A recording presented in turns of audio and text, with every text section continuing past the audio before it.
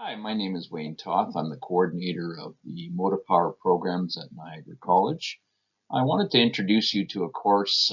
It's called AUTO1102 Application Fundamentals, and we offer this in the pre-technology program.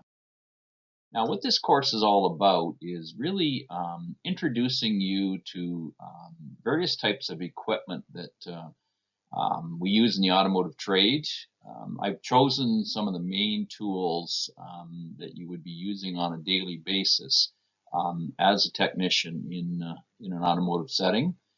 So we want to introduce you to basically the safety involved in using the equipment, how to familiarize yourself with the operation of the tools, and this course is basically an online theory course, and we also have incorporated labs that we would typically do in the automotive shop here at Niagara College. But I've recorded, videotaped the individual labs that we do, familiarizing you with the various types of equipment that are in this course. So this just gives you a list of the different various tools that we will be introducing to you throughout the course. The very first is obviously really reflecting on a lot of the safety that you would encounter or be involved with in the shop settings in a typical automotive lab. We'll take you through a identification procedure of all the various tools that were laid out in the shop, a typical automotive shop facility. We'll start with getting you familiarized with hoists and different lifting devices, take you right into battery chargers, gas analyzers, diagnostic scan tools, lab scopes, smoke machines, digital voltmeters, go through a variety of basic hand tools that you would be using, and then finish it up with air conditioning equipment. So just over the next few slides, I've got the tools kind of listed to give you a little bit of insight on what the various tools are all about. This is a snapshot of our automotive lab, and we've got a very state-of-the-art facility here. We look at what equipment is being used in the automotive trade, and we purchase similar types of the equipment to really familiarize our students with how to use the various tools that are out there. So right off the bat, it's about hoisting and lifting equipment. We have a variety of different types of hoists that are in our facility. So I will take you through the operation of the hoist, the safety, the procedures that you have to get involved with the safe operation of the hoist, where the lifting points are on the vehicles. We start off with the type of vehicle that you would be lifting, identify the center of gravity of the vehicle, position it properly in the hoist bay, and then find the proper lifting points, lift it, and basically look at all safe operations of the hoist, the various types of hoists. And we also introduce in that presentation about jacks and stands, proper use of those, to be able to lift a vehicle safely without hurting the vehicle or hurting yourself. Then we move into battery chargers. With the variation in weather conditions, especially in Canada here, we get into the winter months, extreme cold conditions. A lot of vehicles will tend to have low batteries, dead batteries on their vehicles. So we take the student through proper charging procedures using battery chargers. That's an important part. Testing the batteries properly. We use what we call an AVR machine, or a battery alternator starter tester. So this puts a load on the battery to test to see if it is in good condition. And then we look at the vehicle to see that the alternator is charging the batteries properly. and also the starter motor on the engine is using the proper amperage or the proper power to start that vehicle. So these are important things to really look at slow cranking problems on the vehicles. So this is some of the equipment that we would use to diagnose those problems. Gas analyzers or emission analyzers. It's an important tool that's used in the automotive trade. We look at the gas emissions, exhaust gases that are coming out the tailpipe of the vehicle, and we can tell by looking at these variety of emissions, is the engine running properly? Is the engine polluting, creating an environmental issue? So the gases that we look at are carbon monoxide, hydrocarbons, oxides of nitrogen. Those are the three main gases that create our smog issues. And then we also look at CO2, carbon dioxide, and oxygen emissions. So with the combination of these various gases, we can actually diagnose a problem on an engine just by looking at the exhaust gases coming out the tailpipe. So it's an important tool. Scan tools, very, very popular tool. With all the computer systems that we have on our cars today, it's not uncommon for a late model vehicle to have anywhere from 20 to 30 computers on the vehicle. And these computers operate various things. We have a computer for the engine, a computer for the transmission, um, airbags, ABS brake systems. So what these computers will do on the vehicle is they will diagnose problems. They will turn on lights on the dash to let you know that there is a problem with your vehicle.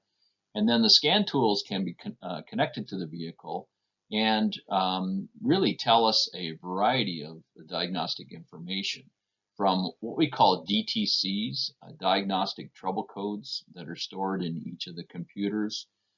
So those numbers will help us to determine what sensor or what component might be acting up on the vehicle. And then we can actually go in with the scanner and look at data information. Um, each computer stores a lot of different sensor data. And then from that data, we can actually determine, is that component operating correctly? So it's a valuable tool, and it really is used a lot in the automotive shops. So I'm going to take you through the proper operation of a scan tool. Then we take it to the next step for diagnosing vehicles. These are called diagnostic lab scopes.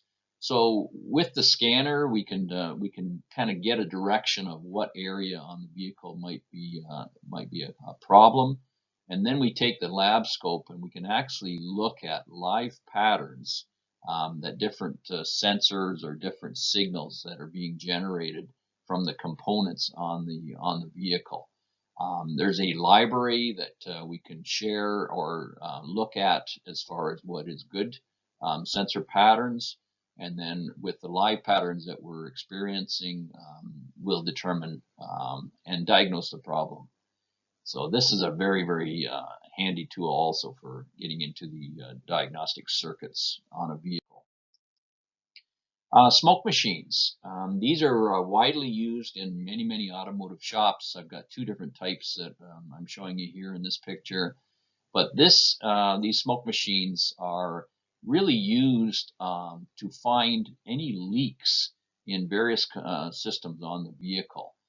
EVAP leaks. So what that is entailing is your fuel tank, your gas tank on the vehicle has a vent system attached to it. And the last thing that we want is any gas vapors or hydrocarbon gases being emitted to the atmosphere, which can, create problems in our environment. So the system is closed, and what we typically find on the cars today is the computers will go in and do testing, and it will actually determine if there is a leak in the EVAP system and turn the check engine light on, set a code. So now what we need to do is find out where the leaks are in the evap system. So what we do with the smoke machines is we fill the system with smoke. Then we can go around and look for any signs of smoke that might be leaking from any part of the system, which can determine that there is a leak at that point. Intake manifolds on the top of the engine of the vehicle. There's been a lot of gasket problems over the years, leaking gaskets, which creates a rough running engine. So we smoke the top of the engine, the intake system, and look for leaks through that. Exhaust systems, make sure there's no carbon monoxide leaking from any leaks in the exhaust system. So the smoke machine can be used to fill up the complete exhaust system with the smoke and look for any signs of leaks. And then also wind noises. When you're driving the vehicle down the road and you're hearing some whistling noises, it's usually an indication of a weather stripping part damaged, creating the noise. So we can use the smoke machine to also find any leaks that are creating those wind noises getting into the vehicle. Digital voltmeters, DVOMs, these are widely used on vehicles for all the electronic and electrical circuits that we have on the vehicles. With all the computer systems now and the capacitors and transistors, we have to be very careful with voltage spikes that we don't damage any of the system. And there is a lot of low voltage signals and now higher voltage signals with hybrids and electric vehicles. So we use the digital voltmeter on a regular basis. So I take you through the different range settings on the meter, how to hook it up properly, and get your readings from the various electrical circuits on the vehicle. And then basic hand tools. We have very organized toolboxes, and I'm going to take you through all your basic hand tools, identifying, naming what the tools are, and then the various operations that you would use the various hand tools in. So we have a good slide presentation that I go through on that. And then we kind of finish up the program with talking about air conditioning equipment. Anytime there's a problem with your vehicle air conditioning, it's not cooling the passenger compartment down correctly, then there's a possible fault with the air conditioning system. So I take these students through the various tools that we use today for air conditioning service and repairs on the vehicles. So that is just kind of our quick run through of what this AUTO1102 Application Fundamentals course is all about. It is part of our Motive Power program, the 2-year program that we have. So this course is done in the first semester to really familiarize the students with the variety of automotive equipment that we use. So I appreciate you watching this presentation. My contact information is there. Please reach out if you have any questions about the course, and I would be happily to answer those questions for you. Thank you.